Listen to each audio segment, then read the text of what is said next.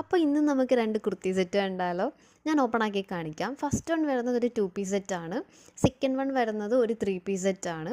അപ്പോൾ ഈ 3 പീസ് സെറ്റിൻ്റെ ടോപ്പിൻ്റെ മെറ്റീരിയൽ മാത്രം നമ്മുടെ കയ്യിൽ കുറച്ച് എക്സ്ട്രാ അവൈലബിൾ ആണ്.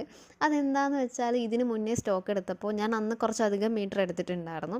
അപ്പോൾ എനിക്ക് ഇതിനൊരു ഓർഡർ വന്നു. കസ്റ്റമർ അന്ന് പേയ്മെൻറ്റ് ചെയ്തിട്ടില്ലായിരുന്നു. അഡ്വാൻസ് പോലും ചെയ്തിട്ടില്ലായിരുന്നു. ഞാനന്ന് ഒരുമിച്ച് എടുക്കുന്നത് കൊണ്ടും പിന്നെ പുള്ളിക്കാരി ചെയ്യാമെന്ന് ഉറപ്പ് പറഞ്ഞതുകൊണ്ട് ഞാൻ എടുക്കുന്ന കൂട്ടത്തിൽ ഇതിൻ്റെയും കൂടെ അങ്ങ് എടുത്തു. അത് കഴിഞ്ഞ് 2 ദിവസം ഞാൻ പേയ്മെൻറ്റ് ചോദിച്ചപ്പം ഇടാമെന്ന് പറഞ്ഞു.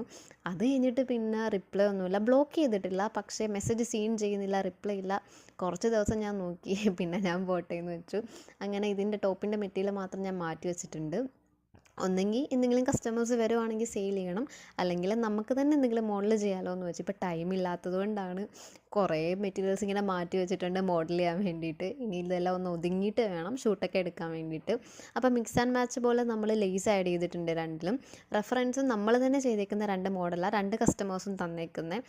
ഒന്ന് സിമ്പിളായിട്ട് നെക്ക് ടൈ വരുന്ന ഒരു സ്ലീറ്റഡ് കുർത്തിയും, സെക്കൻഡ് വണ് ലേസൊക്കെ വെച്ചിട്ട് ഒരു പ്ലീറ്റഡ് കുർത്തിയും പോലെ. അപ്പോൾ ഔട്ട്പുട്ട് നമുക്ക് നെക്സ്റ്റ് ഒരു വീഡിയോ ആയിട്ട് ചെയ്യാം.